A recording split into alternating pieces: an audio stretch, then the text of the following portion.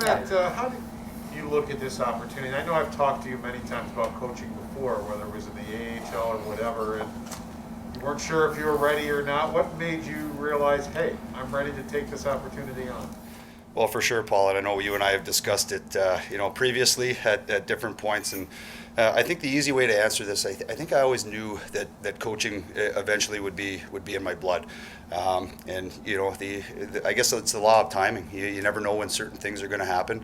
I stayed involved in the game. I learned the game from a skill development standpoint, but also being close enough, to the club in years past, whether it be summer skates or doing some skill development work in Rochester, where I had a feeling that this was going to be a direction that I wanted to explore when the time was right. Obviously, jumping in and having the opportunity to be part of the player development crew here last year got me a step closer. And being in the doors when the taxi squad experience presented itself due to COVID, gave me the inside look and the internal look as to what life may look like as a coach. Very thankful and grateful at that point to be brought in internally to see things firsthand, to sit in on meetings, to understand the day-to-day and what goes into it.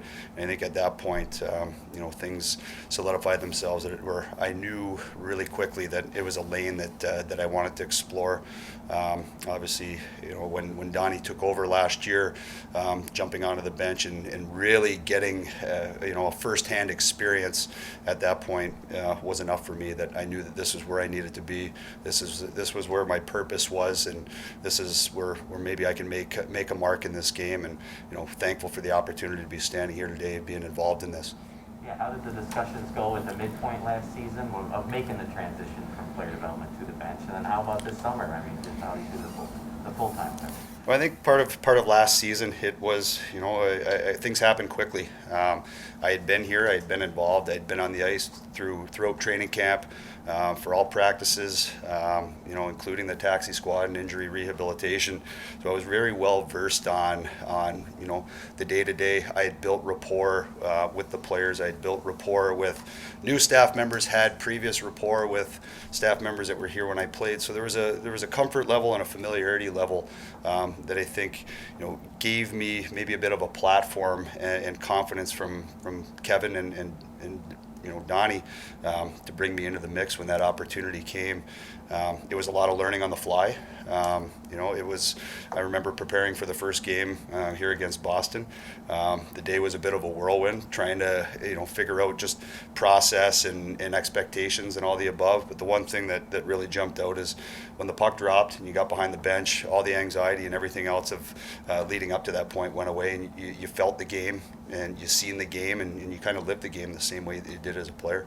You have a team of guys that basically, or you, I mean, in the NHL, guys that aren't 50 goal scorers, that people doubted, and all of a sudden they go out, they work hard, look what they've done. Do you see a lot of yourself in what you see in your team right now? I do see a lot of those qualities, and hats off to the guys for embracing everything that we've done from day one of training camp here. Just the passion being put in, the workmanlike attitude, taking pride in the environment, and enjoying being in that locker room together. We've stressed pace and compete and attention to detail from day one, and our group has really embraced that. We've pushed hard in practice. We've pushed hard off the ice, and there's no better feeling than when guys are asking Donnie for one more rep when they know the drill is going to get cut down. Those are things that me personally, I felt and lived every day as a player, and to be able to be part of that and pull on the rope together, with the crew is a great feeling. As someone who's been in this organization, what would it mean to be part of a turnaround? Well, I think we kind of use the mentality now and next, and we're looking at keeping things in the moment. We're looking at what can we do right now and what can we do moving forward, and for us we're looking to stack small victories on top of each other, whether it's one rep, one drill, one period, one game, one shift. all of the above. And that's the mentality. Is we're trying to create some positive traction. We're trying to do this thing together. We're trying to establish and build a foundation based on pace, compete, and work ethic. And it all comes back to having to earn everything here. And being part of it right now, it's an ongoing process, and it's something that we're committed to building moving forward. What has allowed Tage to step in and play center the way that he has these first few games after not doing it for a few years?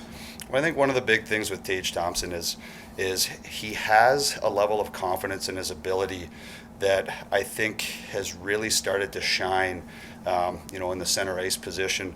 One of the things that we discussed as a staff is that, him being in the middle, where he had played a little bit previously, not necessarily at the NHL level, but it gives him the opportunity to really be involved in a lot. His length, his range, his size down the middle from a defensive standpoint allows him to close quickly, take ice away, take time and space away.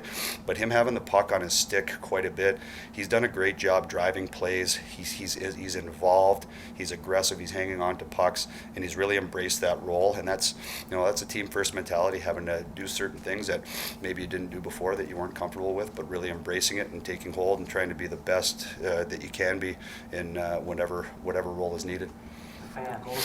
Fans have really taken to Don. What do you see behind closed doors? It's genuine, it's authentic, it's real.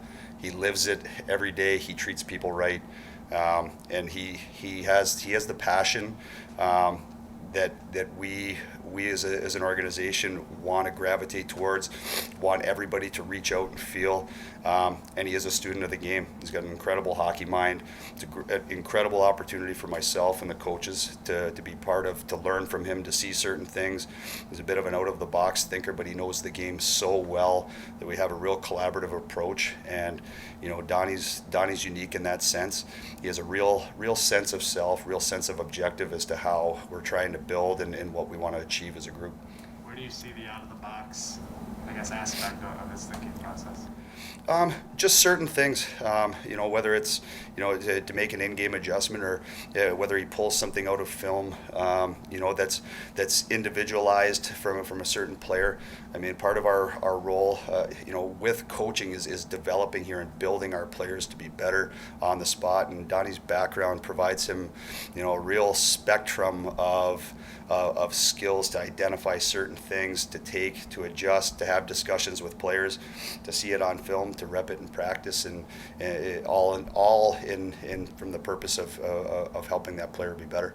You guys developed those young players with very little practice time late last season. With more practice time, in what ways, what methods are you guys going to use to continue that even further at this point? Well, I think part of it, and I know you guys see it on the day-to-day, is just the amount of competitiveness in the practices. We're up and down. There's a lot of bodies moving at once to create some traffic and chaos in most of our drills, plus creating speed and trying to replicate our practices in a way that there is that level of competitiveness, that level of chaos on the ice, and that level of speed, so that when we get into competition from a game standpoint, it seems just a little bit easier. Rasmus Asplund's a guy who was on the taxi squad last year. What have you seen in his growth curve over the past 10 months? I think the one thing that it hasn't been questioned about Aspie is he's hungry. He's hungry to attack the game. He's hungry to attack practice. He's grateful for every opportunity that he's earned. He continues to go out and earn things, day to day, and not take things for granted. I know last year for him, I lived it with him on the taxi squad. There were some moments where he had to battle some adversity, and as athletes, that's all part of the package of what you have to go through. But him being able to embrace that, take it, harness it, and use it as positive fuel to take some big steps forward in his growth and development has been fantastic. Thanks, Matt. Alex, Thanks for doing this. Appreciate it. No problem. Nice to see everybody.